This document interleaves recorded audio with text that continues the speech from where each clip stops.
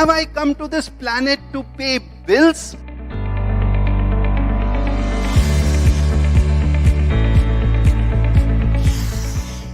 Leaders are not born, they are made. So I want to meet you for half an hour. How much will you charge? Everyone will be buying and selling time. विश्व में केवल 10% ऐसे लोग हैं जो goal set करते हैं. The manager converted into a leader and you said, we all know, let's do it.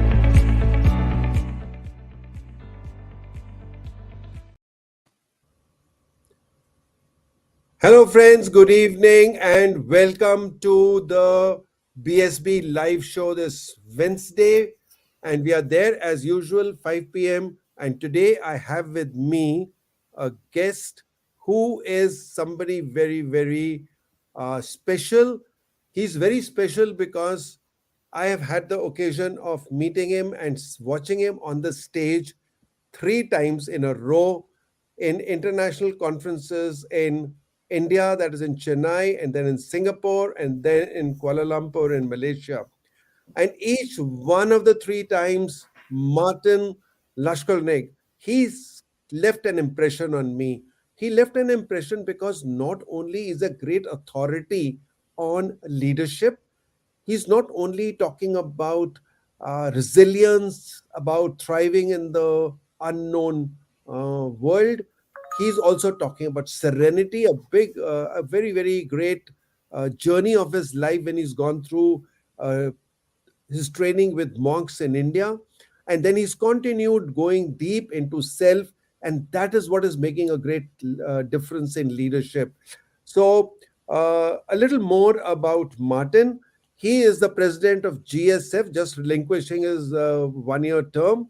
And he is a global keynote speaker. He's a trainer and a coach. So as I said, he talks about serenity in leadership. And he also talks about how to thrive in uncertain times. And he is the founder and director of the Institute for the Development of Potential. He dwells on how you can live your life more liberated, more self-determined, and more fulfilled. So welcome, Martin. And to begin with, I think, can we have you to tell us something more about your journey, more than what I just said? Thank you. Thank you so much. It's a pleasure to be here. Well, what can I say? You mentioned some of the roles that we have and that I have, and it's the combining factor always was that I wanted to know more about how we live life. That was from my early age. I wanted to understand. The moment I found out that we people live our lives on an emotional average, as I call it. Yeah, and for many people that is frustration and resignation because they just drag themselves to work on a Monday morning and hope that the week will pass and they will have a few days off to spend with friends and family, and life basically leaves them unfulfilled. And for others, it's excitement and encouragement and the wonder of what might happen next. And then life comes into the way, as it does for all of us, and it throws us down into the ditch, and we go into frustration and despair. Sometimes even sometimes a fully outgrown depression. And what was always fascinating to me is how does it happen that some people fall down everybody is thrown off track by life. That happens to all of us. But how is it that some people are out of this ditch after like 3 hours or 3 days, and others stay stuck there for weeks? And that was basically the fueling passion and the fueling thought that drove me to start out in self-development, that made me go to India to study with Tibetan Buddhist monks for almost 3 years. and also then pursue further education with the grades of the personal development world, like Jack Canfield and Gary Craig, who founded the tapping, the EFT, emotional freedom techniques, and things like that.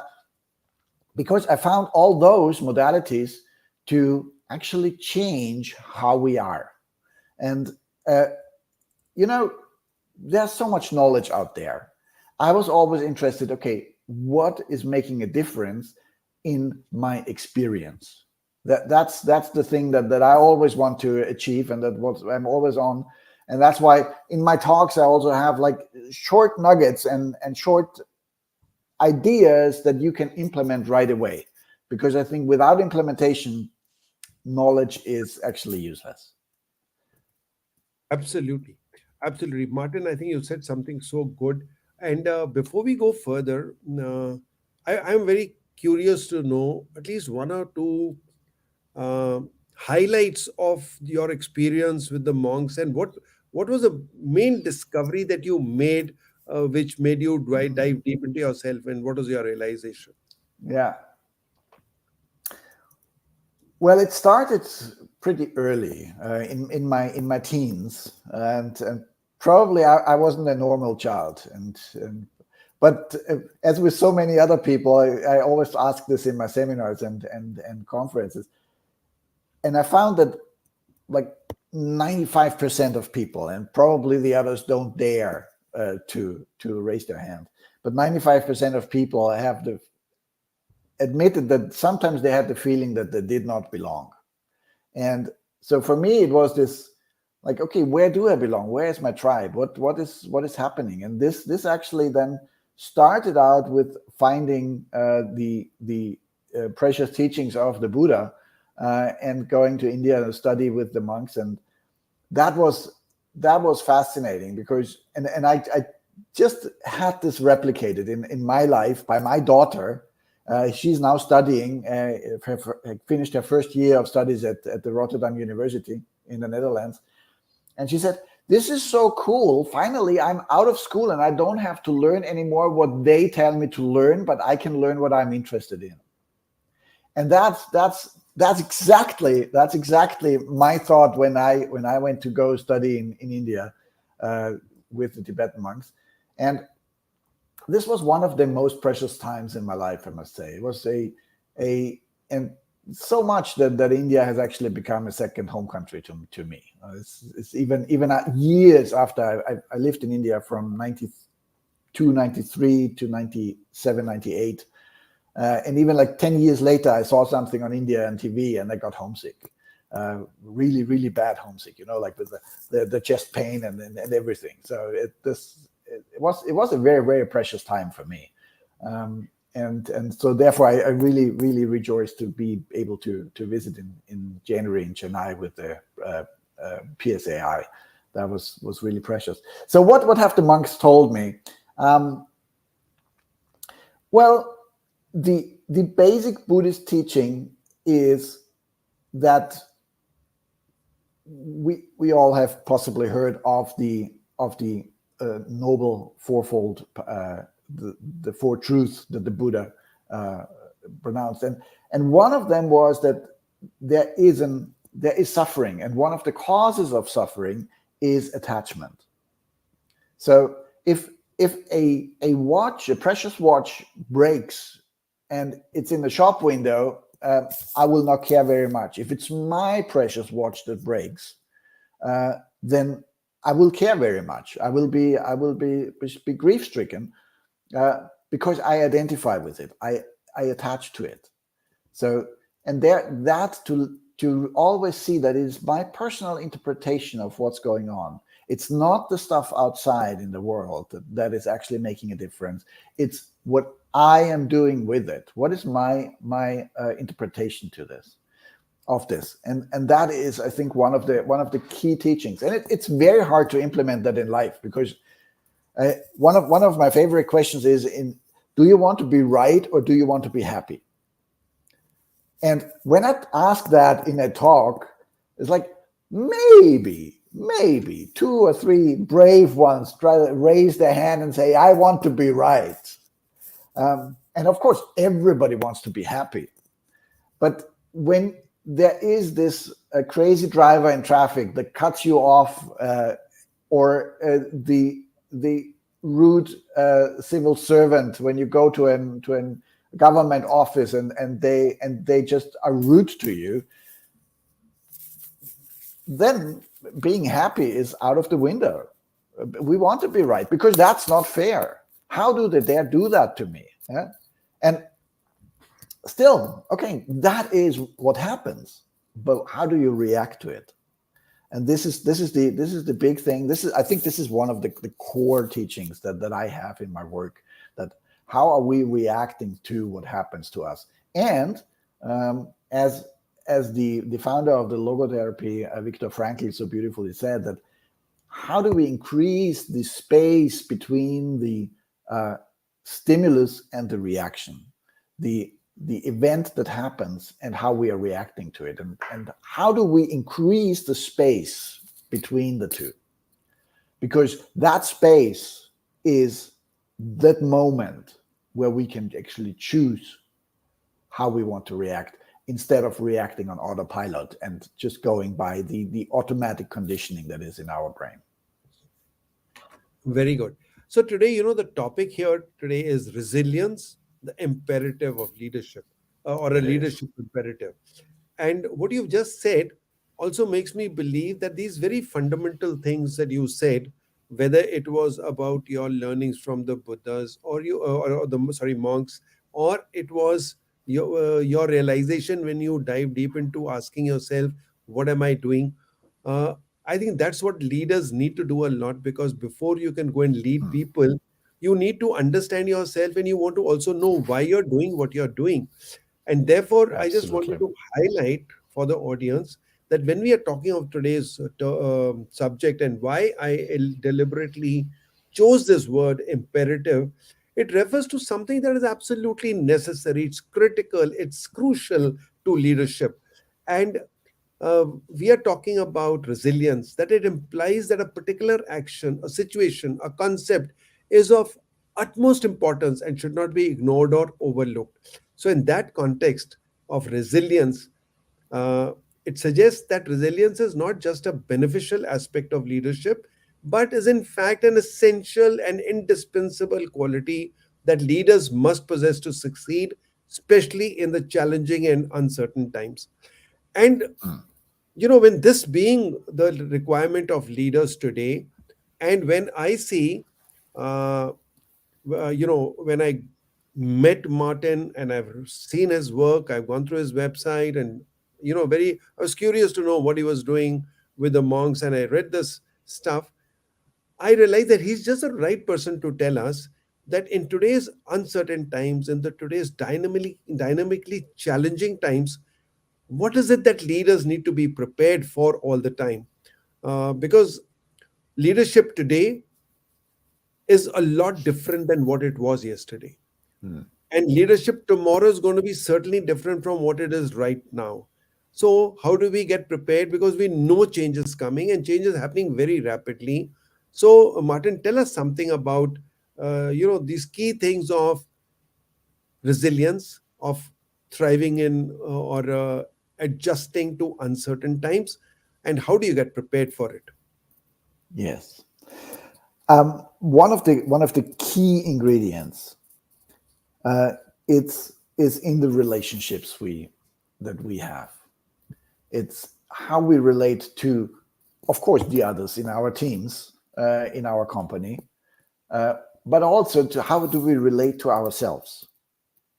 And this actually comes first, because I always explain that in order to create an environment where people actually want to be engaged and they want to show up, they want to give their best, and this is actually what we would like to have from our teams, then for that, the fundamental is, it's a 5-step process that I describe, and the fundamental step is the sense of security. So no matter how interesting this can be, what we are talking about, if you don't think that the ceiling will hold up or the tree next to you will fall down on you, you'll be out of here, no matter how interesting we are.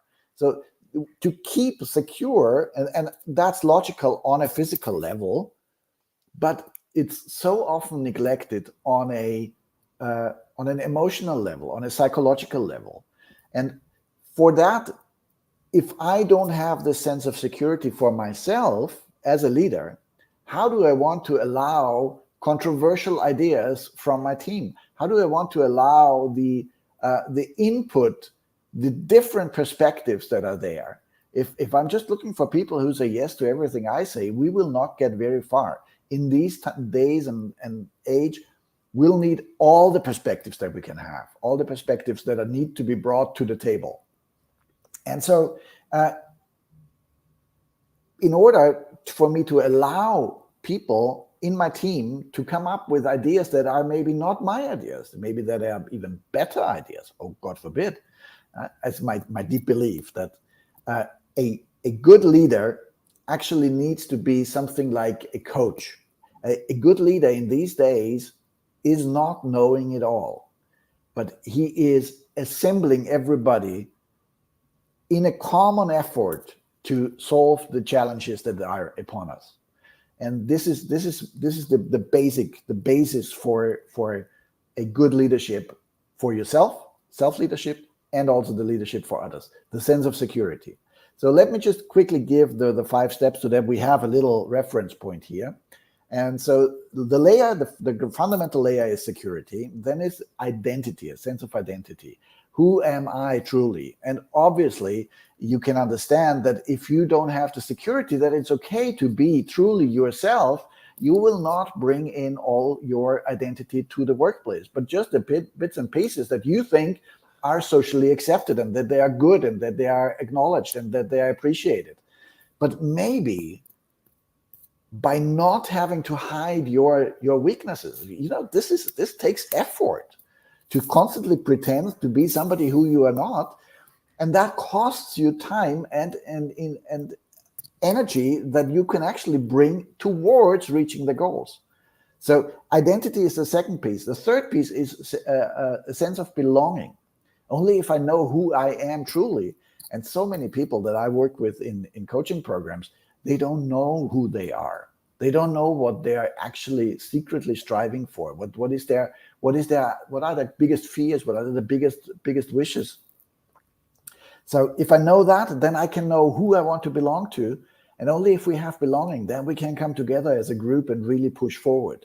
And only then, if the first 3 are established, then we can talk about vision and mission.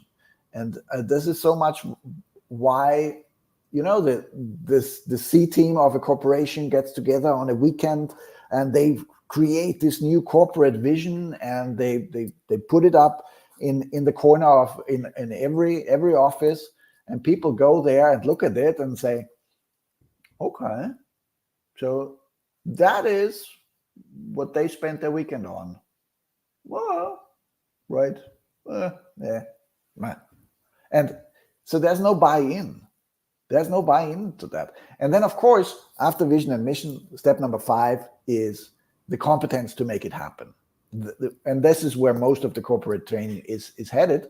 But if people don't want to put in their efforts, then you can educate them in the competence as much as you want, and you will not get the results. So these are the 5 steps that we are really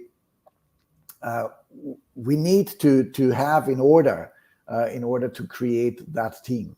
And that can be on the big scale in overall the company, and in the very practical nitty-gritty every day of working together with a team. And so the step number 1 is security. So security, that basically means, we have seen from studies with school kids that the children that ranked very low in security, they were most likely to have somebody in their household who had a substance abuse problem. So they were either an alcoholic or a drug addict or a medication addiction or whatever. And the result of that is that there is no predictability anymore. So security doesn't mean that you are pampered all the time. but it means that there is a predictability. There are rules, there are values, and we are sticking to it, and we're living by it. And if I do a certain action, I'll get the same response from my boss every day. It's not that in one day I know that I did something that was not really okay, and they let it slide. And the next day, I get a full-blown shouting at me why I did that. So this creates a total disruption of predictability, and then that's why I cannot actually do that anymore. Or I will not be able to actually fully engage in that team anymore, because I don't know what will be the reaction. Am I allowed to make a mistake or not? And many people say, okay, well, we have a great error culture. We are allowed to make mistakes. Are you really? Are you consistently getting the same result on making mistakes? Because making mistakes, we are all human. Everybody makes mistakes. And oftentimes from the mistakes, it's the best field that we can learn from. But are you allowed to make the mistakes? Not only on paper, not only on a good day, but every day. So this is predictability. This is the fundamental of security. This is the fundamental of trust. And if we don't have that, we cannot have people engage. So, having said that, the imperative, and that's why I liked what you said, the imperative of resilience is that our barrel is not close to overflowing, that just a tiny little incident happens and the barrel overflows, but that we have processes for ourselves in place where we diffuse the stress, where we let go of it, so that we always have a buffer, that we always have enough space to take on what is actually happening to us. And this I think, is why resilience is a key imperative in leadership. Because then you will be able to treat your people fairly, and not your fuse will not be too short, and you will not be attacking them for something that did the same yesterday, but just today you are in a bad mood. Thank you so much. Yeah, that was very powerful. And I think these 5 steps have been, the 5 steps of self-esteem, the 5 steps of understanding yourself, which are security, identity, belonging, vision and mission, and competence.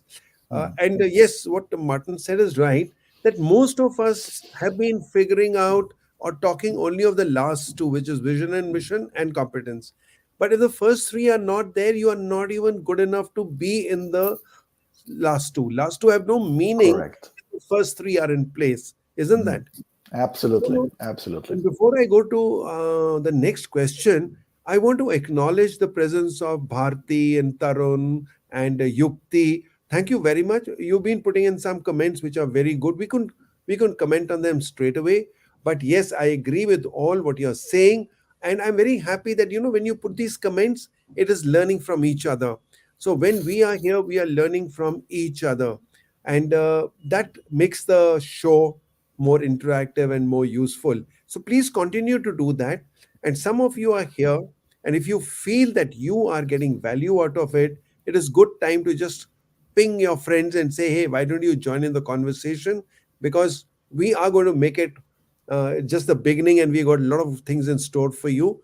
And I'm sure you love a new perspective on leadership, and you can add to those perspectives with your perspective in the comments. And we'll also look forward to some question answers in the end. So keep pouring in your questions. And whenever there's a question, and particularly do make sure that it looks like a question, has a question mark, so that Snail will keep a note of them, so that we make sure that we answer them. Okay.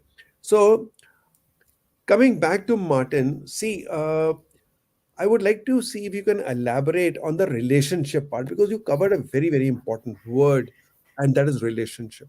And I think leaders need to understand the relationship with themselves and relationship with others. When it comes to others, it is relationship with your bosses, with your peers, with your subordinates, with your clients, with all stakeholders. And that makes you a leader. That it's not only that you are focused on your teams and getting your work done and pleasing the boss, there are other people in the radar also who need to be addressed. So my question to you would be that how do you, how can you balance between relationship and adaptability, and how can you stay on the course, maintaining a balance, stay on the course, and adapting to unforeseen circumstances? So these are some things that leaders really struggle with, and it'll be great if you can address that question. Yes, yes. Well, yeah, relationships is the key ingredient that a leader has to work with, because if a team gets bigger and gets more complex, and the objectives at hand get more complex, you cannot do them all anymore on your own. So you need support. You need people who help you. And in a way, I'll bring in now a concept that maybe not be seen as such a business concept, but I think it's critical for our relationships, and that is the principle of kindness. Are we kind to ourselves? Who is the person that is the hardest on us most often? It's ourselves, our inner critic. And I've read a beautiful line of somebody talking. I have a talk about how to tame your inner critic. So I do a little bit of research again and again in that topic as well. And I read a beautiful line. So when your inner critic is striking, Robert Holden wrote the other day. He said he was struggling with writing an article, and everything that he put on paper was not good enough.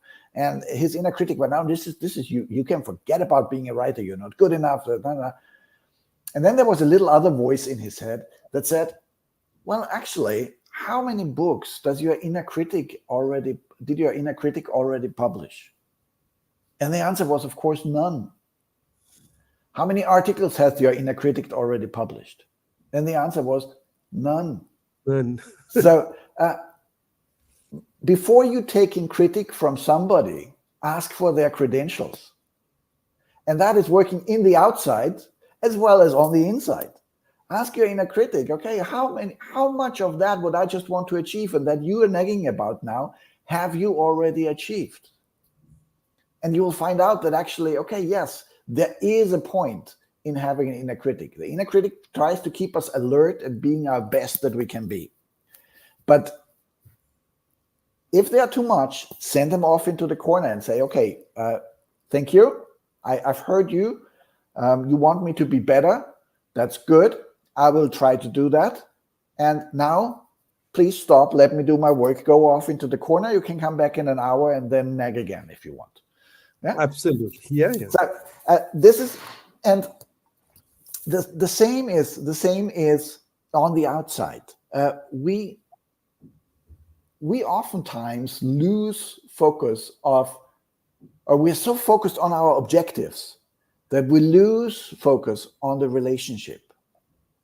And oftentimes a compromise that leaves everybody in a better state, even if I give a little bit away from my objective, even if I let my objective slide a little bit and don't get everything that I wanted for, but the partner that I'm working with, the client, the contractor, whoever it is, they have the feeling, okay, good, I am seen. I am also accepted. I am acknowledged for my fears, for my worries, and for not being able to deliver on time or in budget or whatever, because due to whatever constraints are happening. That doesn't mean that you should give up every of your objective, but it means that work out a compromise with the people, and instead of alienating them, you will create an ally. You will create somebody who will support you in further endeavors. And for that, I think the most important thing is, yes, we might not reach our objective. And that's good. Of course, it's not good because we didn't reach the objective. But if we can form a stronger alliance with our contractors, with our partners, with our clients, so that we together, so the ultimate objective becomes our common objective. That's what we want to reach together. And that will enable us to deliver further into the future. And that is actually where we want to go. So that we have the trusting relationship that if things are going to get tough, then I'll be able to go to my client and say, hey, hang on, this is a difficult thing, and let's work out a compromise. And they will not run off to a competitor for a 5% margin difference. But they want to get the service, they want to get the reliability, they want to get the substance that we have been delivering all along.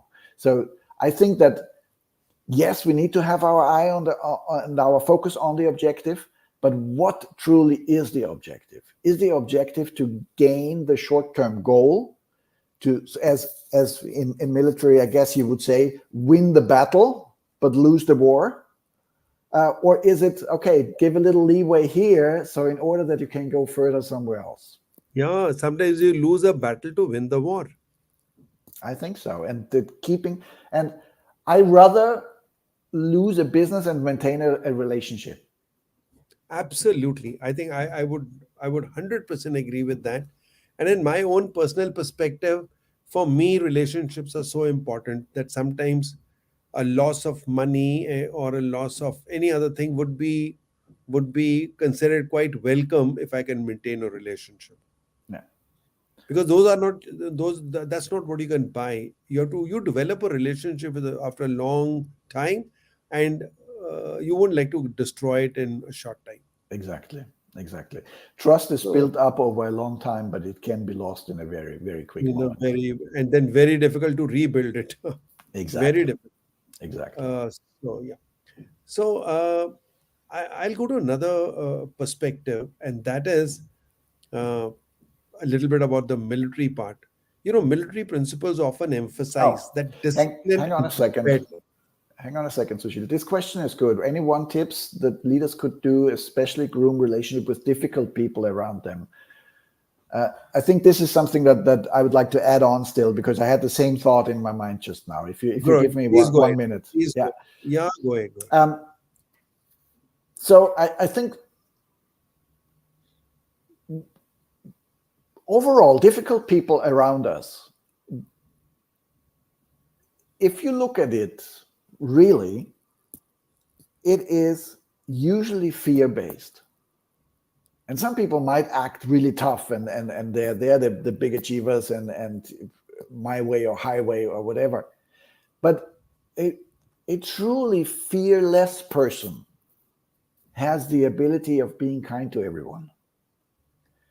And so if somebody is difficult, then oftentimes there is a hidden fear in there.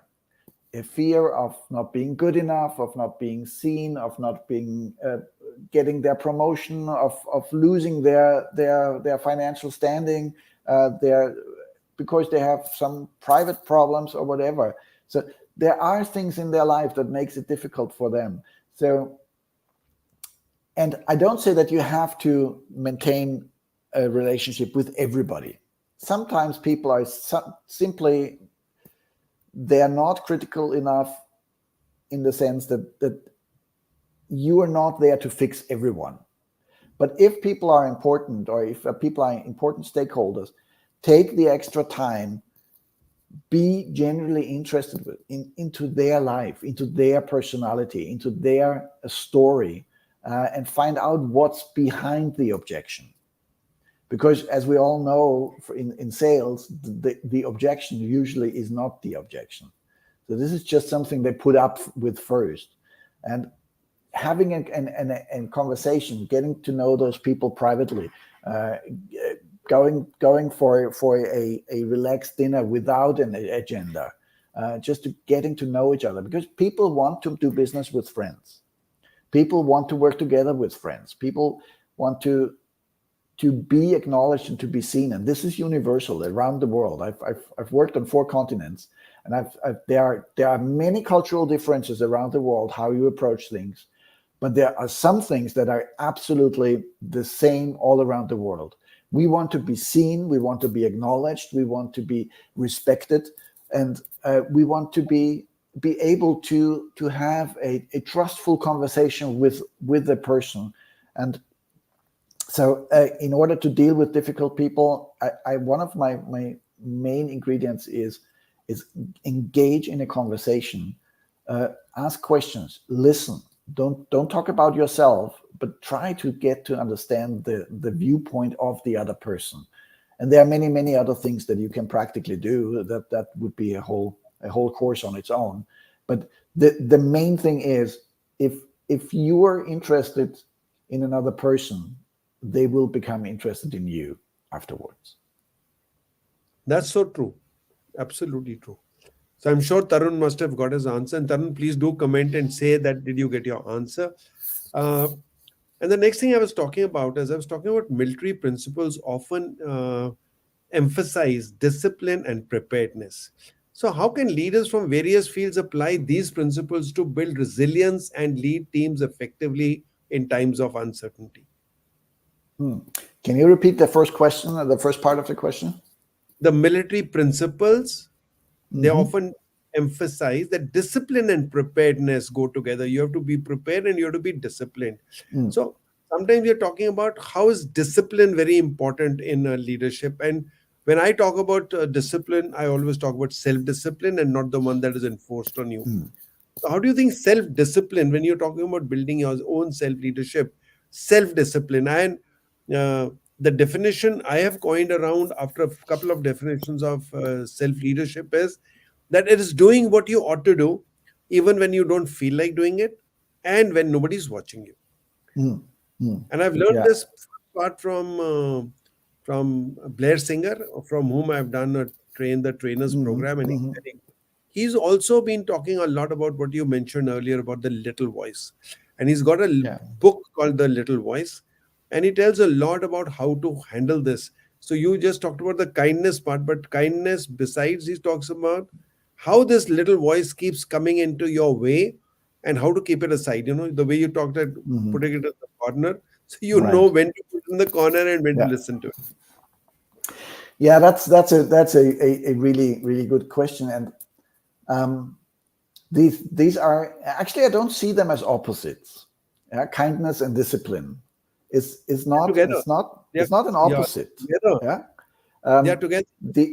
The thing is that I need to be kind to myself to realize where are my limits in the instant moment, and then to actually step aside and recharge my batteries. Because if your batteries are empty, how do you want to help anyone else? It's not possible. So, and we are so good in neglecting our own needs and just perform. And then we wonder why we are burned out. On the other hand, the discipline, and I'm not really good at discipline, I must say. I'm not really good at this pushing discipline. But I'm really good at the endurance discipline. So that when I say, okay, that was the same thing that would, okay, will I be able to be good enough to be a speaker, or will I be good enough to go to India and study with Tibetan monks? Who am I to do that? And I said no, and I don't know how much I will learn, but I'll do a little bit every day. I build up, and that's why I love habits. I love habitual tendencies that we build up, because that is where I call it, you go from forcing to automatic. And so try to build up a habit of doing what you actually want to, where you want to be disciplined at. Make it a habit, and start a little bit every day to practice where you actually want to go. And that will make it much easier because you don't have to push it and force it so much, which is overwhelming, clearly. And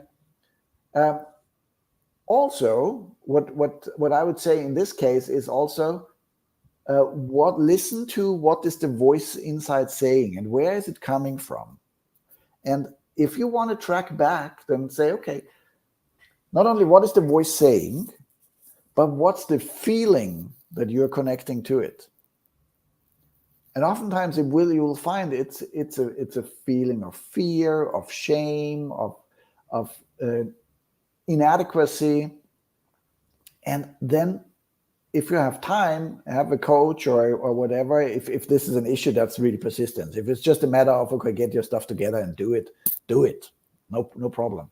But if you run in a consistent roadblock again and again and again that you cannot do it, you are about to go on stage and you freeze to death, because you're just paralyzed out of fear and stuff like that, then it really makes sense. Go deeper and look, how old were you when you experienced that for the first time? And usually this is not a rational fear what are rational fears, by the way? But anyway, rational fear that is now built in your adulthood. But it's a fear that comes way back from kindergarten and is blown up in way out of proportion. And if you actually resolve it at the root, then you don't have to push anymore because it just will flow easily. So there are two things. So the one thing is, if I may summarize that, if it's just a thing where the ego is like, okay, then say, okay, get out of my way, let me do this. There is a little quote that when the fear comes, you go and say, oh, what the heck, I'm doing it anyway.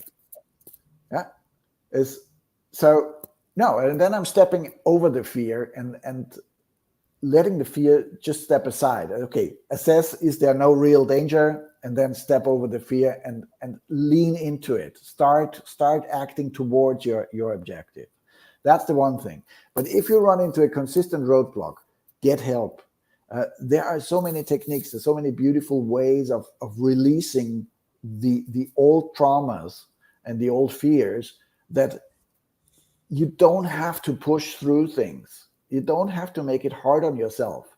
But when you release the old block, when you release the old fear as a 3-year-old that you will be not nourished anymore or whatever it is, then it will be just, if that falls away, it will become easy. So these are the two things that I would like to differentiate between. Thank you. Yeah, that's powerful. And I'll go a step further, and that's my belief. And my wife is a very great authority on this subject. She does a lot of work on this. Is that that these belief systems, these fears, these these belief systems, basically, they are being nurtured and they are being brought not only from your childhood. They could be also there while you were in the womb of your mother, that you picked up something around that is going on in the family, and also to your past lives. Now, not many people believe in the past lives, but there's enough evidence to show that sometimes you are carrying forward a fear from your past life, which is into this present life. And there's from your ancestors. Sorry? Or from your ancestors. Yeah, from your ancestors. Yeah. So she does something called family constellation, which has become very powerful, and you can make out where it came from, and there are ways of erasing that from your memory. And we have seen some truly amazing results coming out of that, where for lifetime that one thing that was blocking you is gone. So thank you. And where I was talking about self-discipline was where you're not forcing. So when you said forcing, and you said something very good, and I'd like to just reinforce that. When you're talking about habits, and of course I'm as a time management and expert, I do a lot of talking about routine and habits, how routines and how habits and how rituals make a difference in your life. And in that, James Clear says in Atomic Habits so beautifully, he talks about consistency, and like what you said, what are you doing every day, a little step to get closer to your goals. So at the end of the day, if you say, what did I do today to get an inch closer to my goal? And if you're doing it consistently, so he does talk mathematically with a formula to say that if you improve 1% every day, at the end of the year, you are 38.4 or some percent better than what you started with. And conversely, if you decline 1% every day, by the end of the year, you're zero from where you started. So it's very powerful. So the word consistency, habits, and rituals, if they are put together, they will create a very powerful uh, leadership quality in you, which will help you to overcome a lot of uncertainties and a lot of challenges that you face in life. Martin, I'm coming to another thing, and that is also a very, very important challenge that people are facing today. And that is when we talk about this young generation. So, normally leaders have a tough time because they find that there's a difference between how they want to lead and how these youngsters today they take things differently. Uh, the old age thing that, okay, I'm the leader and what I say you do it is not taken very kindly. And so how do you deal with this? Because how do leaders need to understand, and tell me, how can you make it simple for them to make that shift in their thinking, that paradigm shift of saying that you today cannot talk of your authority and your position. You will get the results, but they'll be very short-lived. They'll be against resistance. You'll never get the best out of your teams unless you understand what they want. And so, what do you have to say on that part? Well, yes, this is something that actually that shows to me that the world is actually in order, and that may sound funny now, but if we look back in time, we can trace back to the old Romans. Even Seneca already wrote something about it, that the young generation is not respectful, and they are not. If the world will go to shambles if we let them do their stuff, and so on and so on. So we would be the first generation ever not to complain about the coming generation. But then, on a more somber note, if we look at the state of the planet and the pollution that's going on and everything, we probably need to say that it is our generation that actually, apologize my French, fucked up the planet. And to see I do some work in schools also, and if I see the eagerness of the young minds who want to know about their personal self-image and how it works, and how do emotions create different states of mind and all of this, they are so interested in this. They so want to know. And I think this is just the same as in our generation, but now they have the freedom to express it. And of course, communication is differently. Of course, but I think that when we grew up, authority and respect was very much a one-way street. We, as the young ones, were called upon respecting our elders. And this is great. Of course, you should be respecting our elders. But then nowadays, the young ones say, okay, but we also want to be respected by the elders. We also want to be treated as equals. And this brings me to a point that I actually missed out before, that I just had the afterthought I should have mentioned that. When you create an environment that fosters self-esteem, it doesn't mean that you pamper people. It doesn't mean that they can do whatever they want. You know the old joke of anti-authoritarian raising kids, when the kids come to mommy and say, "Mommy, do we have to do today again what we want?" Yeah. So there is people in a team, children, everybody wants to have structure. They want to know what are the guidelines. They want to know what is the accepted border. And we see that with small children. They're always testing out the border. How far can I go? And our role as parent and our role as a leader is not that we let people do everything they want, but that we create an environment where we establish the guidelines, we establish the rules, we establish the expectations that we have. And then within that, people will want to perform actually. This is something that I see in the young people a lot. They actually want to contribute. They want to be part of something that has purpose and meaning. And but they don't want to be talked at, but they want to come from their own inner force to their purpose, to that what they want to contribute to. And if we can arrange it in a way so that they feel seen and heard with their personal ideas and beliefs and all that, they will come to the table and they will contribute, and they will contribute mightily. We just have to set it up in a different way. There is no more respect due to the authority of a role. There is respect, and there's a lot of respect to the authority of the personality. If you are treating people well, and that does not mean that you do everything they want. Absolutely not. Treating people well is that you are kind and that you are clear, that you establish clear expectations. This is the goal that we are aiming for. And but ask for their input. How can we achieve it best? What are the rules that we need in order to get along well, in order to go to that goal? And because if a group establishes the rules in a mutual process, then they are much, much higher. There are studies on that the likeliness to adhering to the rules, even without being observed, is way higher because they had their input in and they had the buy-in in why those rules are important.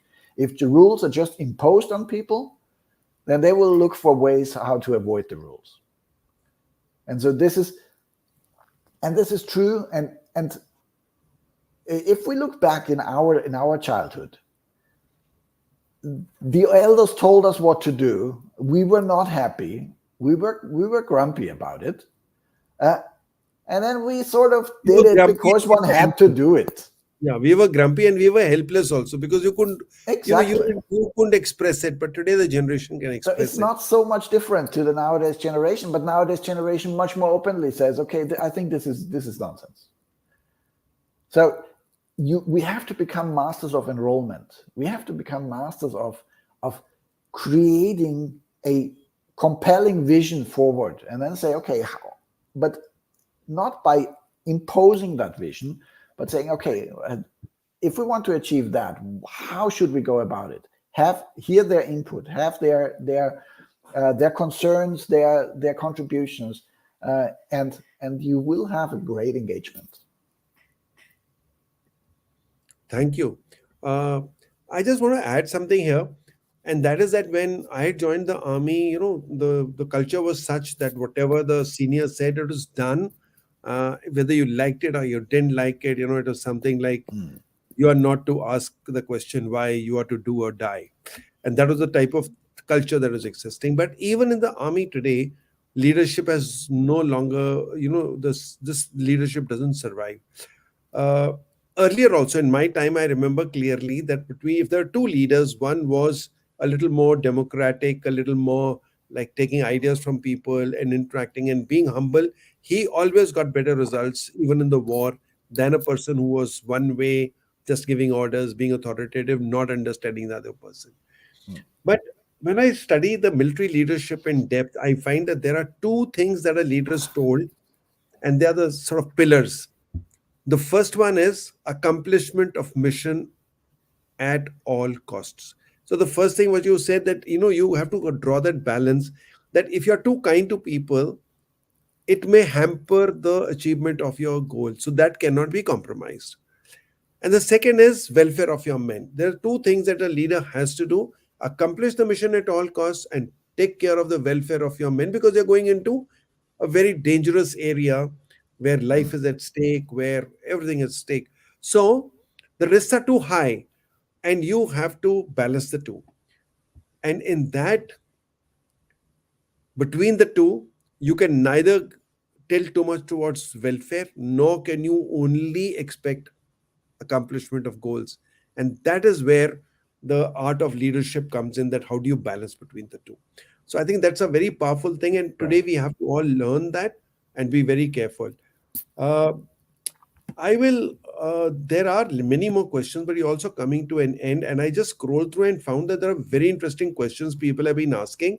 So I think rather than asking you any more questions myself, I'm going to go through a few questions which I see here, and let's answer some of these questions, which I think would be great.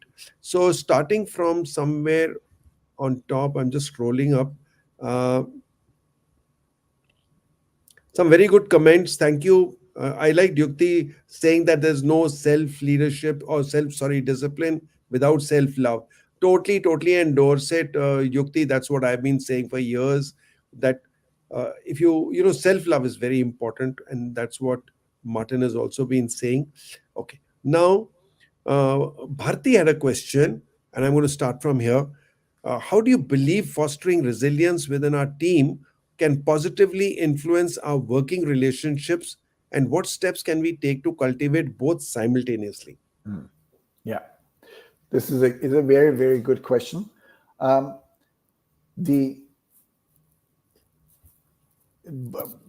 resilience is important for everyone, but you cannot be angry and demand resilience from your people. So you have to go again, lead by example, and also acknowledge if something is off. If people say, okay, I feel there's quite of a tension today in the air. What is going on, and find out what the reason is. So because as I mentioned before, I brought this example of the barrel that's overflowing. So if everybody can get the level of stress, the level of the fullness of the barrel down a bit, then we all have more space in order to deal with the unforeseen, with the hectic, with the stressful things that happen. And also it is because usually we don't have conversations around this. And it already can help to have a conversation in a team building process, or even if you just go out to the bar on a Friday afternoon or an evening, and have a little conversation. Okay, how did the work go, and how can we? What would you like to see? How can we make it easier for each and every one of us? Because this has two effects. People become aware of what is happening. They reflect on what is actually triggering them. Where are the pain points in the week? Yeah, this deadline on Wednesday, that always causes a lot of stress. And if we could work around that a bit more creatively to not get all the remaining infos at the last moment, so that we have to scramble to make the deadline. Then, so you reflect and you see where are the blocking stones that are actually creating the tension. And the other thing is that people also will have the feeling they are heard. They're actually listened to. Their input is asked for. And this is not watering down the objectives. Some things simply we have to do. But it is by we always don't have to do it the same way. Maybe we can find a different way of doing this differently, and bring everybody their ideas to the place, and then discuss the pros and cons for it. And that fosters the relationship, that fosters that everybody has a say in the matter. And it will also allow people to deal differently with the stress, because they will reflect on it, what actually causes it. Oftentimes they are just unaware of what's going on. Hope this answers the questions a bit. Yes, thank you. There's another question which I find is very interesting, and I'm just opening that question. Just give me a second. Yeah. So there's a lady who's asked a question. I couldn't see her name, and I guess it is Vasundhara. And if it is Vasundhara, please just put Vasundhara, put yes in the comment so I know it's you. So she said, I have a question. I work in a highly male-dominated industry, and my office is situated in a culturally conservative area where the customer base doesn't take too well to the presence of a woman. Well, I need to be here for my business regardless. Any suggestions for the ladies to develop the resilient bone? Very good question. And if I'm a little bit tongue in cheek now, I'd say, ladies, tell the boys, suck it up. I'm here. I'm not going away. Yes, I understand that there are environments that are more conservative, or that are more male dominated or male expectant than others. And it is unfortunately still true that in order to be taken serious, especially in such an environment, that women have to give 120% instead of 90, as it would be acceptable for a man. And I feel very strongly about that.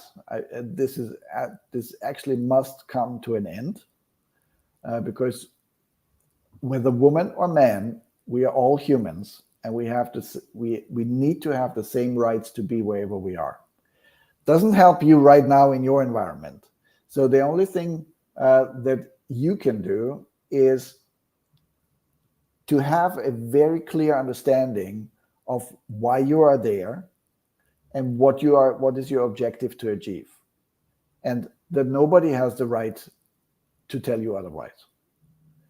So work on your self-confidence, give yourself permission that, okay, I know this is going to be tough, but I'm allowing myself to be the best that I can be.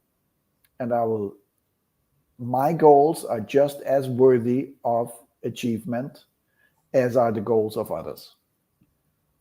So there are many ways to do this, many ways to increase your own self-esteem.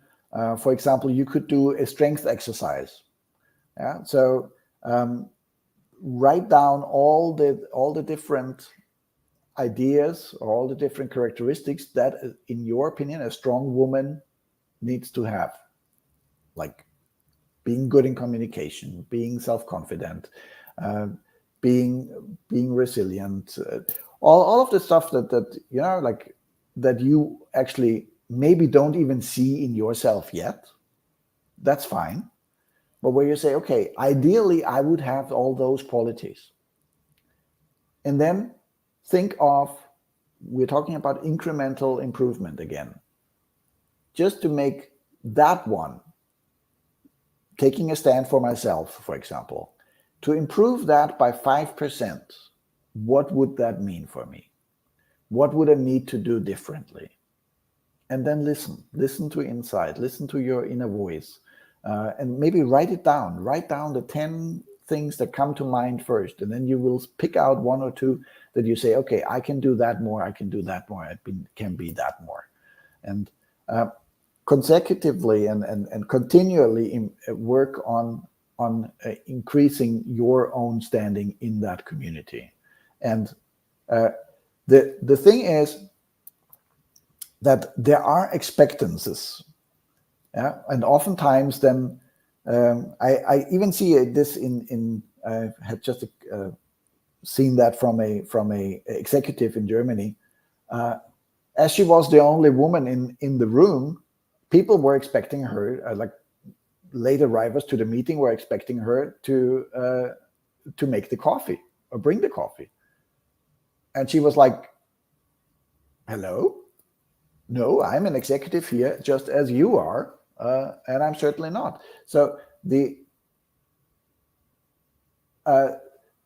man that came in looked at her and said, oh, I'll take a cappuccino.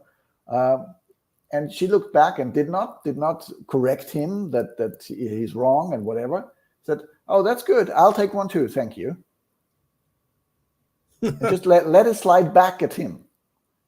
Sometimes, yeah, you need to clearly set a border and establish that, oh no, you are not talking to me like this.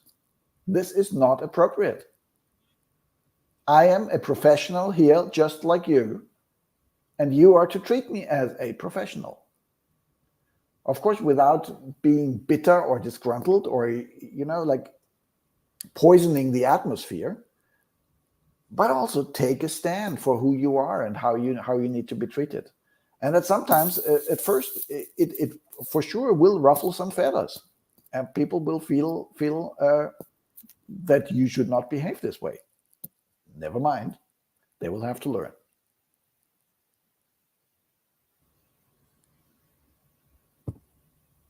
Thank you so much, Martin. I think that should have answered question Vasundhara. So I now see that yes, you are Vasundhara. I just want to add one or two things. About 4 5 years ago, I was asked to speak at a Women's Day conference where there were about 100 leaders, and the title of that conference was "The Leader in You," and it is for women. So I happened to be on the stage addressing 100 women, and the total number of men in that hall, including one panel where there were two people, we were total about three people and two organizers, not more than five males in the totally women dominated hall. And I done a little study on that, and I said, okay, most women were complaining about the male dominated area. And I said, you can do nothing about it. You can't change the thing. But when I can't do anything about the rough sea, I can't do anything about the winds and the tides, I can learn how to swim better. So focus on what can you do in that environment rather than wishing the environment will change. That may not change in your lifetime. And then, like what Martin said, maybe you have to work a little harder. Maybe you have to take a stand. Maybe you have to show people that you matter, that your opinion matters, and don't take it. I mean, if people expect you or they don't like your presence, make sure that they understand that they pretty well, damn it, they have to. And when this happens, people start giving way. The moment you are a little more aggressive, polite, firm, aggressive, that is the way it works. And then I remember I had put up about 50 very important Indian leaders known worldwide. And I said, if if the man dominated world was so responsible, then none of these people would have been where they are. So there is a place for some of them. So learn what did they do to survive in this world, and how can you pick it up? Because there are many of you who will have the courage to do it, who will change the world. Otherwise, if you succumb to it and you also fall a prey to that environment, then probably you will also carry on and contribute to the long survival of that. And as Martin said, my heart burns. I don't like this idea of disparity at all. I think women deserve to be in India. They deserve to be treated a little better. When the women came to army, I was just leaving the army by then. It is the other way around, that the women officers actually get a little more pampered because of our respect for women. We started treating our colleagues as officers like we were teaching officers wives, who were treated like with much more respect and all that. So the point I'm trying to make is, you will have to see what can you do to change the world around you. Don't expect the world to change. Okay, and you are the change agent. You will make it happen. And one day I would like to get on a conversation with you. I want to understand a little more about what, because 5 years earlier, what I'd done in my study, what I'd understood, I would like to know how the change has happened in the last 5 years, and what can we do further. Because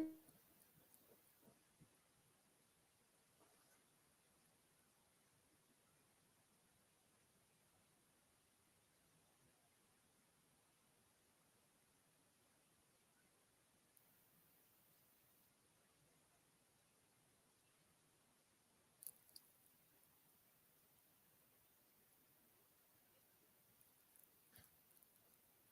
Hello, hello. I don't hear you anymore. So the question is it me or is it Sushil that is not online anymore? In case I am still online, I just want to say that I'll have a look at all the comments and I'll try to give some answer here and there wherever I can. And yeah, it's been a pleasure to be on this show. And I'm looking forward to more interaction. If you'd like to, find me on LinkedIn, find me on Facebook, and follow my profile, connect. And I'm looking forward to more conversations around this important topic.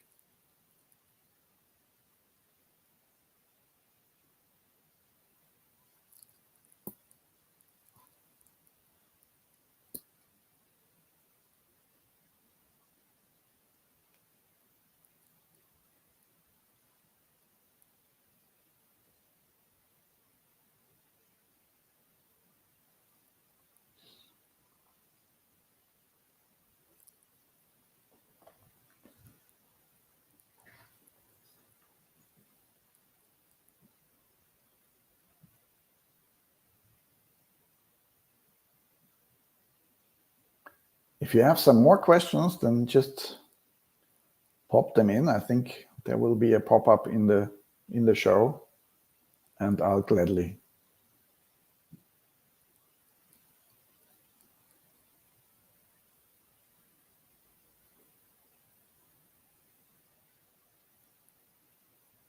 Oh.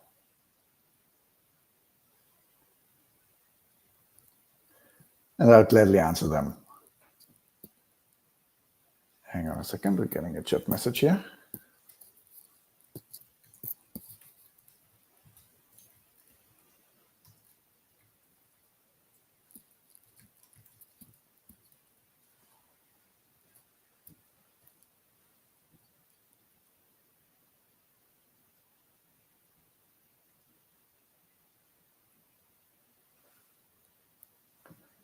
It's my absolute pleasure. Thank you.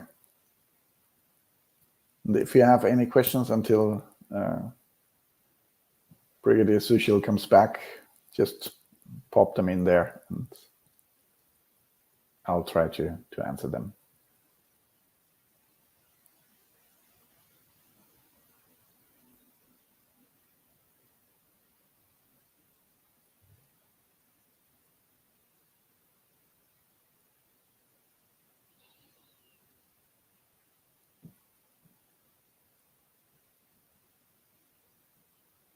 Yeah, something's happening.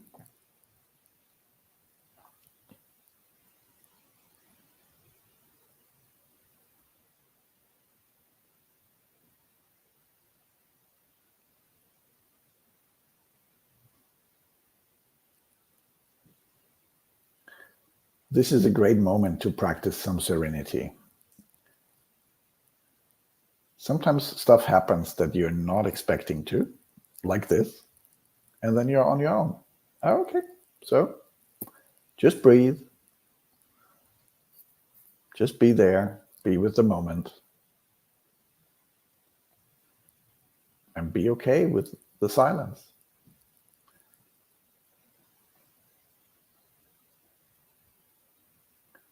It's my absolute pleasure, Aditya. Thank you.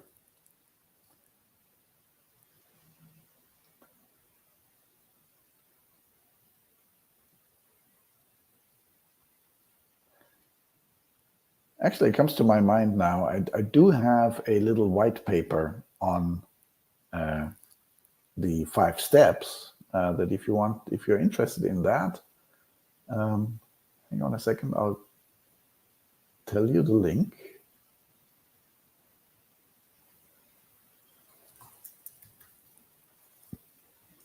And it is simply my website.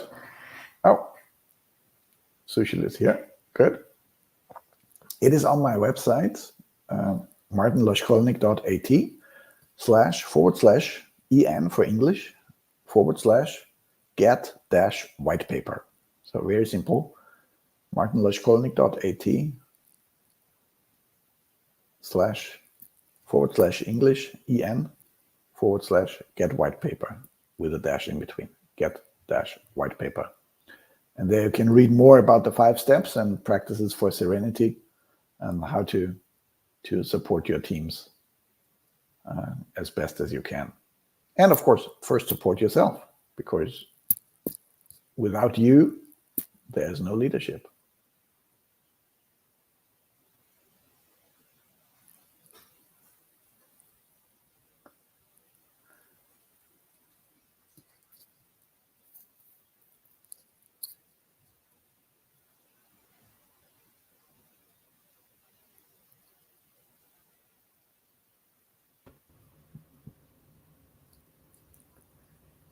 Ah, here you are, back again. Okay, am I audible? I can hear you. Okay, oh my God, I had a technical problem. Never mind, that happens sometimes. Just a minute, why is this echo coming now? There's an echo.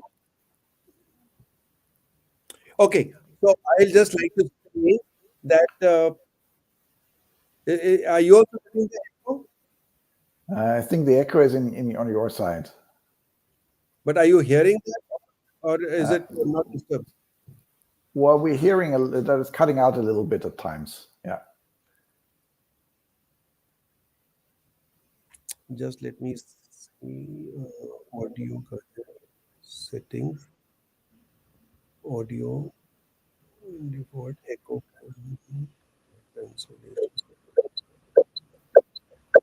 Now there's more echo. It's gone worse. Yes. Yeah, echo installation. Okay, that is done automatically. Just volume, default. Okay. So I just wanted to say that thank you very much to everyone for being here. And Martin, if people want to contact you, just let us know where can they contact you. Yes, the easiest is find me on LinkedIn, find me on Facebook, or go to my website, which is in the video insert. I put martinlaschkolnig.at/en. That's the English part of my website, and I'll post a link to the white paper in the LinkedIn and the YouTube comments. Or maybe we can put it in the show notes. In fact, we'll do it for you because I've seen it and I have downloaded it. I think that white paper is worth downloading. So thank you, Martin. I would like to tell everyone here that if you want to see a little more about what we do in leadership, I do a military-inspired leadership program called Battlefield to Boardroom. And these days, there is enrollment going on for a one-to-one leadership coaching program. And if anyone wants to get more details, I will be sitting in a link here in the comments. So you may watch small 30 minutes video before you can come to me for any more questions. And then we can onboard you if you like the program. I'm also doing this program now for corporates in a corporate environment with a different approach to the whole thing. So thank you very much. I want to thank each one of you who participated with very good questions and very good comments. So thank you very much. See you every alternative Wednesday. And next to next Wednesday, we'll be here with another speaker from Australia called Nathan. And Nathan is going to be telling us something about branding, and he's particularly good about about videos and branding and all. So see you on next Wednesday. Martin, thank you very much for being with us. Very, very kind of you. Thank you so much. Thank you. It was an absolute pleasure. So any closing remarks, anything you like to say before you leave? Yeah, as I opened, be disciplined. That's fine. But also don't forget to be kind to yourself. Very powerful. Thank you, Martin. Thank you very much. Thank you, ladies and gentlemen, for being here. And very very kind of you to have chosen to invest your time. I hope you got good returns on that investment.